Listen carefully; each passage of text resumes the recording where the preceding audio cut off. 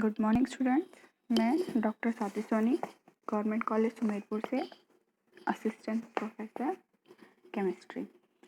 अपन पढ़ रहे थे बीएससी फाइनल ईयर का topic NMR nuclear magnetic resonance, जिसमें अपन ने शील्डिंग डीशील्डिंग तक पढ़ लिया था। आज अपन पढ़ेंगे केमिकल शिफ्ट, रासायनिक शिफ्ट क्या होता है। तो केमिकल शिफ्ट होता है शील्डिंग और डीशील्डिंग से हाइड्रोजन का जो आयन होता है उसके अवशोषण की स्थिति में विस्थापन होता है, यानी कि स्टैंडर्ड रेफरेंस की तुलना में उसमें विस्थापन आता है। स्टैंडर्ड रेफरेंस अपना होता है टीएमएस। टीएमएस है यहाँ पर टेट्रा मिथाइल सिलेन। यहाँ पर फॉर्मूला दिया हुआ है CH3 का होल 4 और SI। ये है टेट्रा मिथाइल सिलेन। इसे अपन स्टैंडर्ड रेफरेंस के रूप में काम में लेते हैं। अब स्टैंडर्ड रेफरेंस का मतलब क्या है? एनएमआर स्पेक्ट्रोस्कोपी जब भी अपन यूज़ करते हैं, एनएमआर स्पेक्ट्रा लेते हैं अपन किसी भी मॉलिक्यूल में, हाइड्रोजन न्यूक्लियाई के लिए H1 एनएमआर स्पेक्ट्रा लेते हैं, तो उसके अंदर एक रेफरेंस यूज़ करते हैं और रेफरेंस से कितना विस्थापन हुआ है या कितना शिफ्ट हुआ है उसके अकॉर्डिंग अपन उस मॉलिक्यूल के जो पीक है उसकी अपन कैलकुलेशन करते हैं। तो इसके लिए रेफरेंस लिया जाता है TMS, ठीक है, टेट्रा मिथाइल सिलेन। इसका जो है वो डेल्टा का मान जो है वो 0 आता है। डेल का मान जो है वो 0 आता है, यानी इसमें केवल एक पीक होती है जो कि जिसे अपन ने स्टैंडर्ड मान के उसको 0 तक मान लिया गया है, और अदर जो मॉलिक्यूल है इसके सापेक्ष कितनी दूरी पर अपनी पीक देते हैं उनके हिसाब से उनके डेल के मान निकाले जाते हैं। अब केमिकल शिफ्ट एक बार दोबारा देखते हैं अपन क्या है। शील्डिंग और डीशील्डिंग की वजह से हाइड्रोजन न्यूक्लियाई के अवशोषण की स्थिति में विस्थापन होता है। शील्डिंग डीशील्डिंग मैंने आपको लास्ट क्लास में बताया था। उसके अंदर क्या था? शील्डिंग की वजह से क्या होगा?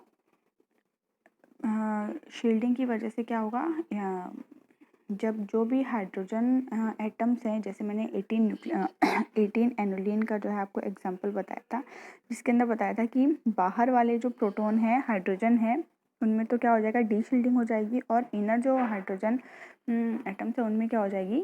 शील्डिंग प्रेजेंट होगी, जिसकी वजह से क्या होगा? शील्डिंग की वजह से डेल के मान घट जाएंगे, यानी पीक जो है वो कम उसमें आएगी, डेल के मान में आएगी, और जो बाहर वाले हैं उनमें ज़्यादा में आएगी, यानी कि 8.2 तक इसमें पहुंच जाती है। तो ये होता है शील्डिंग डीशील्डिंग की वजह से प्रोटॉन के अंदर जो अवशोषण है वो उसका विस्थापन कितना हुआ है, और किसके सापेक्ष किसके रेफरेंस में देखते हैं? वह स्टैंडर्ड रेफरेंस की तुलना में देखते हैं, जो अपन यहाँ यूज़ करते हैं TMS टेट्रा मिथाइल सिलेन, CH3 4 और SI। अब इसे क्यों यूज़ लेते हैं? इसके यूज़ लेने के 3-4 कारण हैं। टेट्रा मिथाइल सिलेन या TMS इसलिए यूज़ किया जाता है क्योंकि इसमें 12 तुल्य प्रोटॉन होते हैं। 12 तुल्य प्रोटॉन का मतलब है, यहाँ पर दिया हुआ है इसका फॉर्मूला CH3 का होल 4, यानी कि इसमें 12 हाइड्रोजन एटम प्रेजेंट है। ये चारों इक्विवेलेंट हाइड्रोजन एटम है, यानी कि लास्ट वीडियोस में मैंने आपको बताया था इक्विवेलेंट और नॉन इक्विवेलेंट हाइड्रोजन एटम क्या होते हैं, तुल्य और अतुल्य प्रोटॉन्स क्या होते हैं। इनका मतलब होता है कि जिन हाइड्रोजन एटम का रासायनिक वातावरण इलेक्ट्रॉनीय वातावरण समान होता है, यानी कि इलेक्ट्रॉनिक एनवायरनमेंट समान होता है, वो तो होते हैं इक्विवेलेंट या फिर तुल्य प्रोटॉन, और जिनका समान नहीं होता वो होते हैं अतुल्य या नॉन इक्विवेलेंट। रासायनिक वातावरण इलेक्ट्रॉनीय एनवायरनमेंट से यहाँ मतलब है कि जिस प्रोटॉन के लिए अपन स्पेक्ट्रा निकाल रहे हैं एनएमआर का, वो प्रोटॉन्स जो है वो समान प्रकार के अन्य एटम से जुड़े हुए होंगे, ठीक है। तो इसके अंदर, इसके लिए आप लास्ट वाली वीडियोस देखिए, इसके अंदर जो है 12 इक्विवेलेंट प्रोटॉन प्रेजेंट है, यानी कि 4 CH3 ग्रुप प्रेजेंट है जो कि SI के चारों तरफ जुड़े हुए हैं, और ये चारों के चारों CH3 जो हैं, इसमें जो प्रत्येक हाइड्रोजन है, हर CH3 के जो तीनों हाइड्रोजन है वो अन्य CH3 के हाइड्रोजन के इक्विवेलेंट है, यानी कि इनका इलेक्ट्रॉनिक एनवायरनमेंट समान है। तो इसलिए इसको यूज़ किया जाता है क्योंकि इसमें एक ही पीक आती है। एक ही स्ट्रॉन्ग पीक आती है क्योंकि 12 के 12 हाइड्रोजन जो है वो सेम सिग्नल देते हैं। जितने टाइप के हाइड्रोजन होंगे उतने ही टाइप के अपन को क्या मिलेंगे, सिग्नल मिलेंगे। तो इसमें केवल एक ही टाइप का हाइड्रोजन प्रेजेंट है, तो एक ही टाइप के क्या मिलेंगे, इसमें अपन को पीक्स मिलेगी, जिसे कि अपन ने 0 ppm पे पार्ट्स पर मिनट पे अपन ने इसको 0 पे मान लिया गया है। उसके बाद ये है कि ये निष्क्रिय होता है यानी कि अगर अपन किसी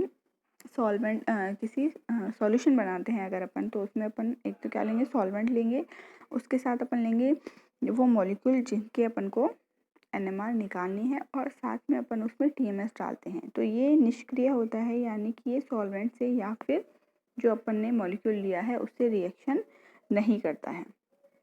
ये एक तरीके का वाष्पशील द्रव होता है, यानी कि ये आसानी से गर्म करने पर निकल जाता है, जो कि अपन को सॉल्यूशन दोबारा प्राप्त हो जाता है बिना TMS के।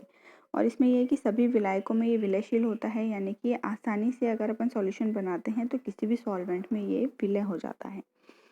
और क्या है, इसमें अंतः अणुक संगुणन नहीं पाया जाता, इंटर हाइड्रोजन बॉन्डिंग या फिर इंटर हाइड्रोजन कोएगुलेशन इसमें नहीं पाया जाता है, जिसकी वजह से क्या करता है, ये अन्य कोई पीक नहीं देता, केवल एक ही स्ट्रॉन्ग पीक देता है NMR के अंदर, और ये रेफरेंस की तरह यहाँ पर काम में लिया जाता है। ठीक है, तो केमिकल शिफ्ट क्या हुआ, शील्डिंग और डीशील्डिंग की वजह से प्रोटॉन के अवशोषण की स्थिति में जो विस्थापन होता है, और ये विस्थापन अपन किसके सापेक्ष देते हैं, स्टैंडर्ड रेफरेंस यानी कि TMS टेट्रा मिथाइल सिलेन CH3 का होल 4 SI के सापेक्ष में अपन देखते हैं। और TMS को ही रेफरेंस के रूप में क्यों यूज़ किया जाता है, क्योंकि इसकी डेल की वैल्यू 0 होती है, 12 इक्विवेलेंट हाइड्रोजन एटम्स पाए जाते हैं जो कि एक स्ट्रॉन्ग पीक देते हैं। ये खुद निष्क्रिय होता है, यानी कि सॉल्वेंट से या फिर सॉल्यूट से ये क्रिया नहीं करता है। वाष्पशील द्रव होता है जो कि गर्म करने पर आसानी से उड़ जाता है, सभी विलायकों में विलयशील होता है, आसानी से सॉल्यूशन बना सकते हैं अपन, और इसमें कोई अंतः अणुक संगुणन नहीं पाया जाता है, जिसकी वजह से इसको स्टैंडर्ड रेफरेंस की तरह काम में लिया जाता है। अब एक फॉर्मूला दिया हुआ है यहाँ, जो है del is equal to nu sample minus nu TMS upon spectrometer में प्रचलन आवृत्ति इंटू 10⁶ मेगा के अंदर। ठीक है,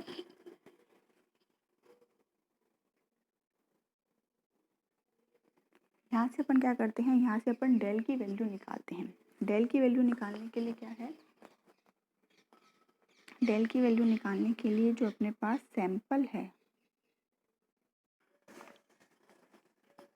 new sample minus nu TMS, तो इसमें सैंपल की जो अपने आवृत्ति है, आवृत्ति सैंपल ने जिस आवृत्ति की इलेक्ट्रोमैग्नेटिक रेज को एब्जॉर्ब किया है उसकी फ्रीक्वेंसी, उसमें से माइनस करते हैं TMS की फ्रीक्वेंसी अपॉन स्पेक्ट्रोमीटर में प्रचलन की आवृत्ति। जो स्पेक्ट्रोमीटर अपन यूज़ कर रहे हैं उसके अंदर जो फ्रीक्वेंसी के अपन इलेक्ट्रोमैग्नेटिक रेज प्रोवाइड करा रहे हैं उसकी वैल्यू इंटू 10⁻⁶, इससे अपन डेल की वैल्यू निकाल सकते हैं किसी भी सैंपल के लिए। अब डेल्टा और टो, इसके अंदर एक रिलेशन होता है, ये होता है 10 - डेल, यानी कि टो और डेल की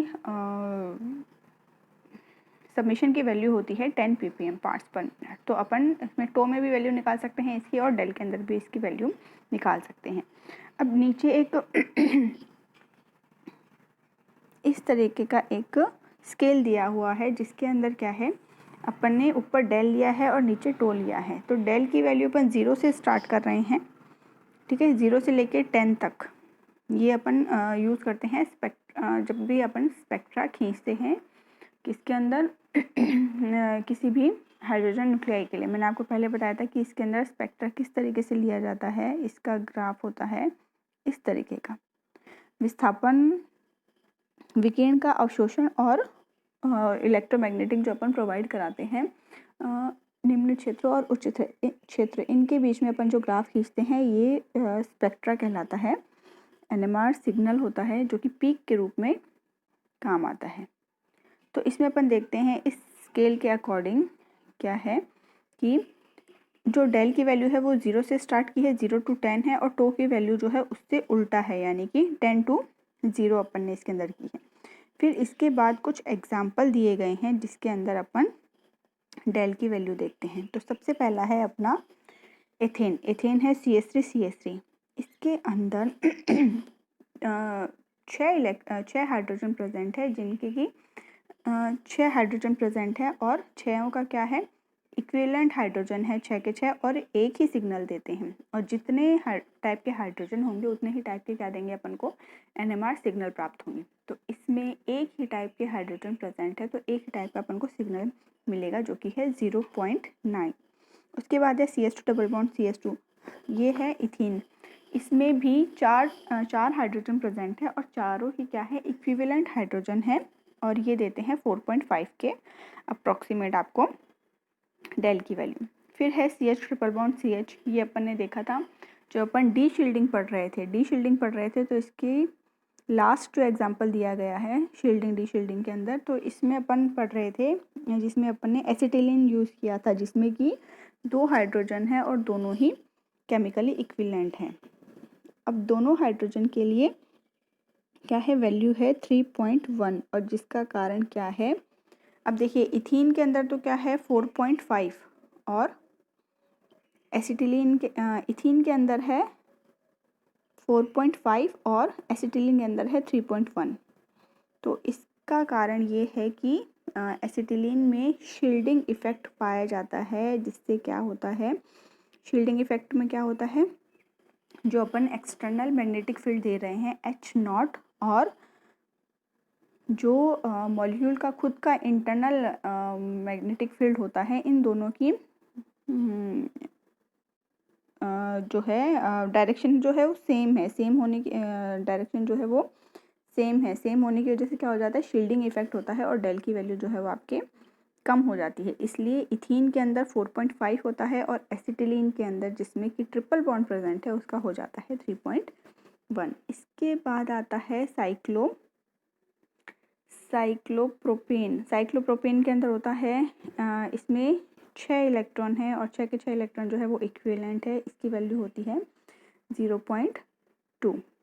इसके बाद आता है आपके पास एसीटोन में वैल्यू होती है 2.3। फिर आता है एल्डिहाइड, इसके में जो हाइड्रोजन प्रेजेंट है जो कि कार्बन और ऑक्सीजन के बीच में है उसका होता है 9.5। फिर आता है एसिड RCOOH कार्बोक्सिलिक एसिड, इसकी वैल्यू और भी ज़्यादा होती है 10.5 to 12 होती है डेल की वैल्यू। इसके बाद आता है एल्कोहल जिसमें CH2 की वैल्यू होती है 3.5 और ऑक्सीजन से जुड़े हुए हाइड्रोजन की वैल्यू होती है 0.5 to 6।